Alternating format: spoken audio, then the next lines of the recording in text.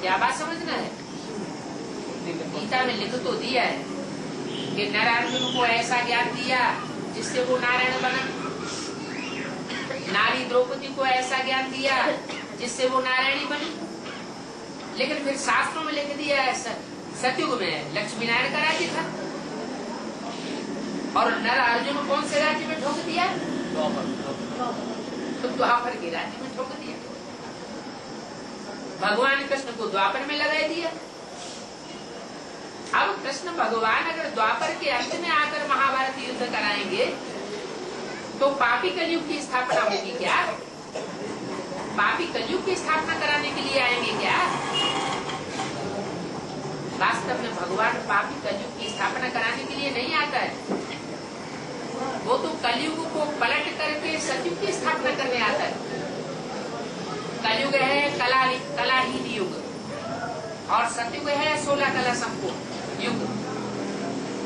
तो परमात्मा बाप आकर के जो कलाहीन मनुष्य बन जाते हैं, उन मनुष्यों को आकर के मनुष्य से देवता बनाता है। ये समझने की नॉलेज है, इसमें अटेंशन देना पड़ता है।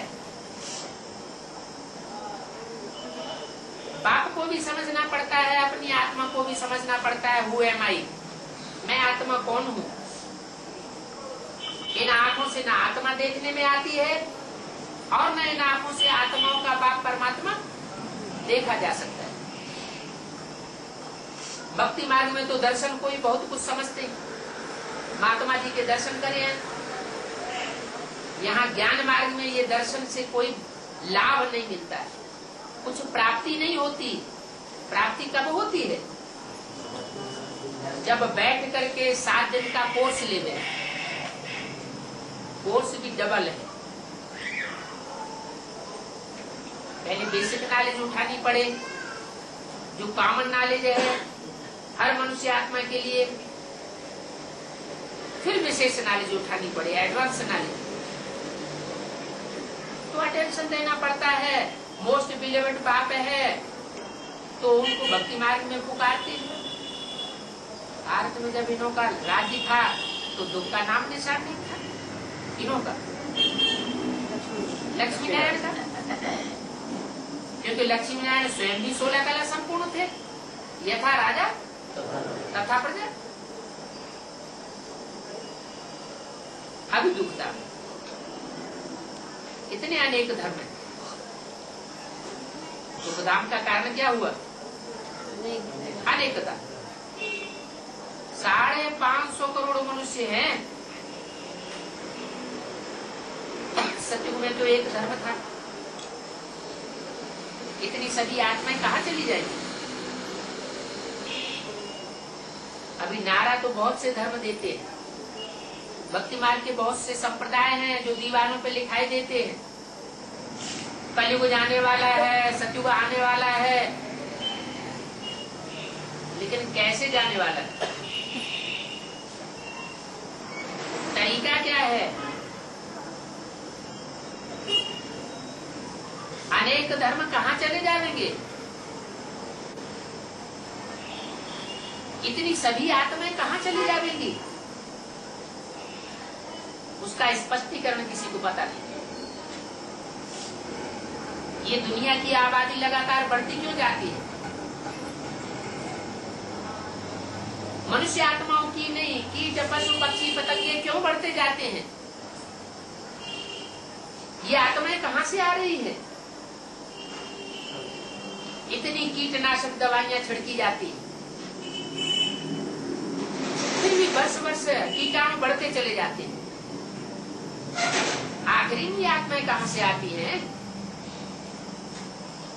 जरूर कोई आत्माओं का लोक है। मुसलमान उस आत्माओं के लोक को, अल्लाह के धाम को अर्श कहते हैं। खुदा अर्श में रहता है, फर्श में नहीं रहता। ऐसी भी उन्हों के अंदर मान्यता है।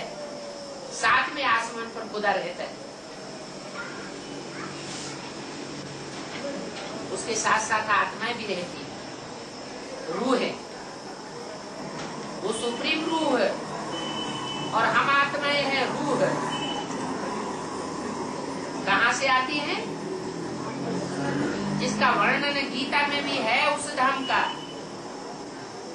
सूरज चांद सितारों की दुनिया से पार एक लोक है जिसे पार लोक कहा जाता है, जहाँ सूरज चांद सितारों का प्रकाश नहीं पहुंचता। उस परम धाम से मैं आता हूँ, वो मेरा परम धाम है, मैं वहां का रहने वाला हूँ। इससे साबित होता है उस पाप की दुनिया में व्यापक नहीं है। इस पाप की दुनिया में तो पाप और विकार ही व्यापक है। रावण की दुनिया में रावण राज्य ही व्यापक है, यहाँ राम का राज्य नहीं है। वो निराकार राम जब इस सृष्टि पर आता है तो उस समय सारी आत्मा इस सृष्टि पर आ जाती है। जब जनसंख्या दुनिया की 500-600 करोड़ हो जाती है, तब अंत में एक तरफ परमात्मा आकर के इस पुरानी दुनिया के विनाश का सामान इकट्ठा कराते हैं।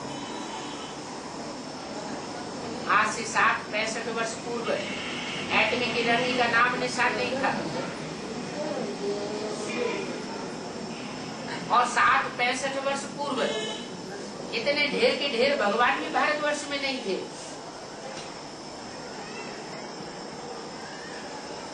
जब असली भगवान आता है तो असली हीरे को देख करके ढेर के ढेर नकली हीरे भी तैयार हो जाते हैं।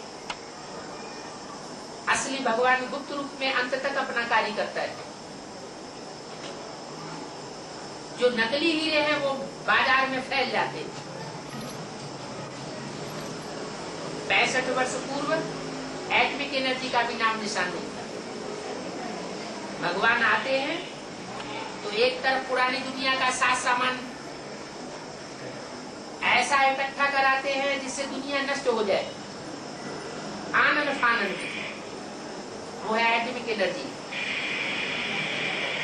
दूसरा विश्व युद्ध हुआ था, उसमें 20-20 मेगावाट की छोटी छोटी बम्बियां प्रयोग हुई। अब तो हजारों हजार वाट के बॉम्ब्स बन चुके हैं, और एक प्रकार के नहीं, अनेक प्रकार के। हाइड्रोजन बम, कीटाणु बम और न जाने क्या क्या। एटॉमिक एनर्जी ही नहीं, एटम बम ही नहीं, ये बॉम्ब्स इस दुनिया की सजावट के लिए नहीं बनाए गए हैं। परमात्मा बाप का वो संगठन रूपी किला बनाने का कार्य जब समाप्त होगा, जो गुप्त रूप में चल रहा है, जो माला रूपी संगठन बनकर के तैयार हो जाएगा। हर धर्म में माला घुमाई जाती है ना। कोई ऐसा धर्म है जिसमें माला न घुमाई जाती हो? हिंदू, मुसलमान, सिख, ईसाई सभी धर्मों में माला का महत्व है ना। माला के मणकों को सिमरण करते हैं ना। तो वो मणके क्या चीज है? जरूर परमात्मा बाप इस सृष्टि पर जब आता है तो हर धर्म से चुनी हुई चुनिंदा आत्माओं को इकट्ठा करता है, संगठित करता है और उनकी माला तैयार करता है। वो विशेष आत्माएं सारी सृष्टि पर ऐसा संगठन स्वर्गीय बनाती है जिससे दुनिया में सुख ही सुख हो जाता है। तो ऐसा संगठन जब बनकर के तैयार होगा तो ये पुरानी 500 करोड़ की दुनिया में आग लगेगी। वो बम फूटेंगे। उस समय का ये गायन है, उस समय का ये विशेष नाम जाप किया जाता है। कौन सा? हर हर बम बम। ये बम शब्द का उच्चारण किस देवता के साथ जुड़ा हुआ है? शंकर के साथ जुड़ा हुआ। पहले ब्रह्मा द्वारा स्थापना, वो तो ब्रह्मा कुमारी ईश्वरी विश्वविद्यालय में ब्रह्मा द्वारा स्थापना हो रही है।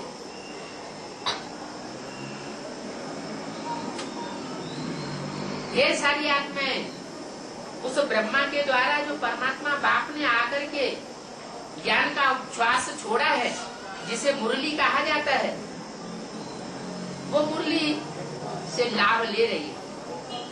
ब्रह्मा की औलाद ब्राह्मण बन रही है, ये मुख वंशावली तैयार हो रही है।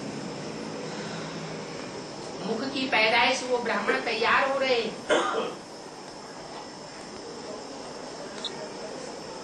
मुख वंशावली नहीं कहेंगे।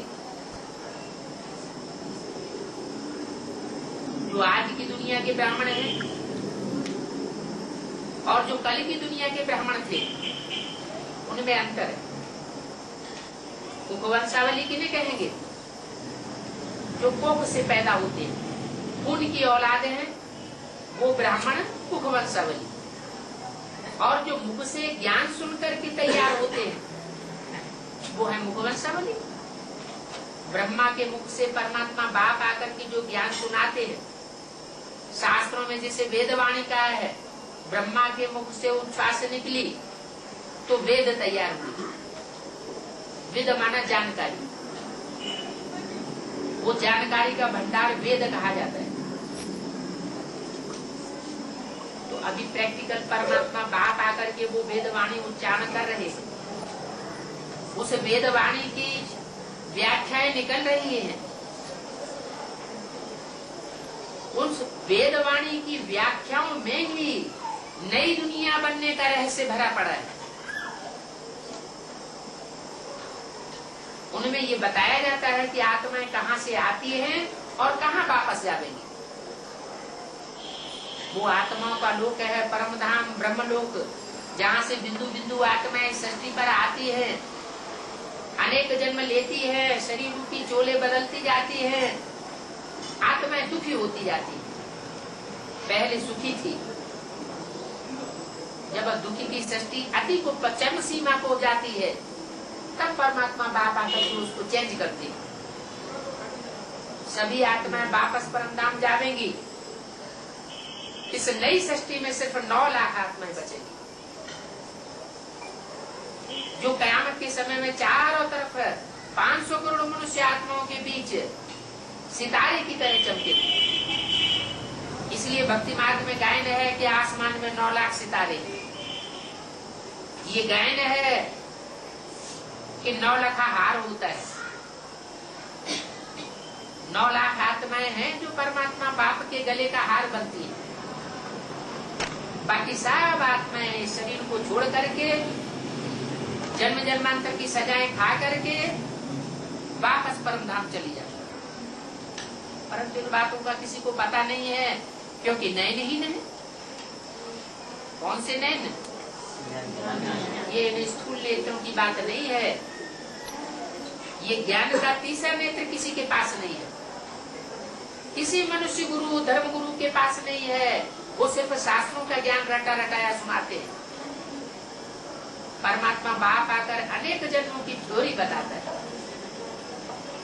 अनेक जन्मों की थ्योरी वही बता सकता है जो खुद जन्म के चक्र में न आता हो। वो सुप्रीम सोल शिव ही है जो अजन्मा कहा जाता है। वो गर्भ से जन्म नहीं लेता। जो गायन है गीता में प्रवेशुम में प्रवेश करने योग्य हूँ, तो वो इस सृष्टि पर आकर के रामकृष्ण की आत्माओं में प्रवेश करता है। प्रवेश करके वो ज्ञान सुनाता है जो ज्ञान सृष्टि में और किसी मनुष्य मात्र के पास नहीं होता है। उसे ज्ञान कोई तीसरा नेत्र कहा जाता है। बाकी कोई शंकर को अलग से कोई तीसरा नेत्र स्थूल में होने की बात नहीं है।